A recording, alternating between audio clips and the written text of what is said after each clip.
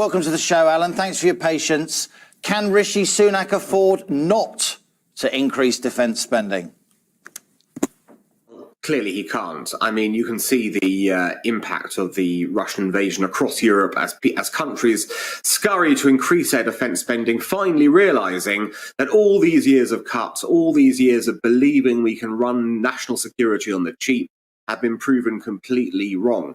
Now, this was apparent, obviously, to everyone who understood what was really going on in global affairs. But it's quite obvious now that with this latest invasion, the idea that we can go back to a 1990s style, everything's going to be rosy policy is gone, and we do indeed have to find more money. Justin, pulling out to the big picture, you saw that pretty incredible graph that we prepared of defence spending plunging as a share of GDP since the mid-50s, yep, and NHS spending completely eclipsing it.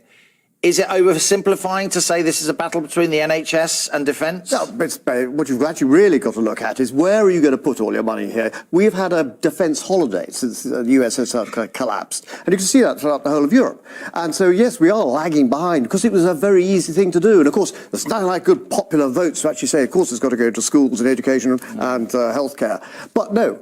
Unless you defend your realm, you don't have a realm. So that's what you've got to start with. Also, put the amount being spent into perspective.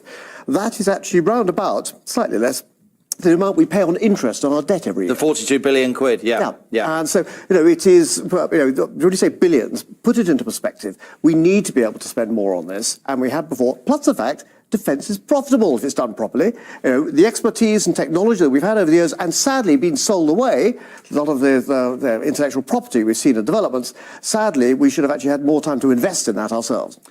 But Justin makes a good point, doesn't he, Mark? There are jobs in defence, there's industry in defence, there's research and development in defence, there are exports, national prosperity in defence spending. There are, but there's a flip side to that as well, in that the procurement programmes that the Ministry of Defence have embarked on over the years have often really resulted in much more expenditure than was initially envisaged, delays to those programmes as well, because often the more complex programmes, they're long lead items. They take a lot of time in the research and development and the production of these defence equipment, whichever particular piece of equipment that is. During that time, you've got the generals saying, oh yeah, but I want it to do this now. So they've got to recalibrate, and they've got to then work on making that piece of defence equipment even more relevant. And in doing that, the price spirals out of control. It's delayed beyond what was initially envisaged. And that is resulting in a black hole in defence spending that we've seen over the years as well. So what I thought was interesting in what General Lord Dannatt said was that maybe we need, with some items, to hold our nose a bit and actually buy off the shelf from the likes of the Americans. Given the complications of defence procurement. Who've already done all the research, development and produced it, and it's there at a fixed price that you can take. Maybe some things, of course, you leave to national defence, shipbuilding, for instance. You need that national shipbuilding capability, but some other things, perhaps, you can buy off the shelf.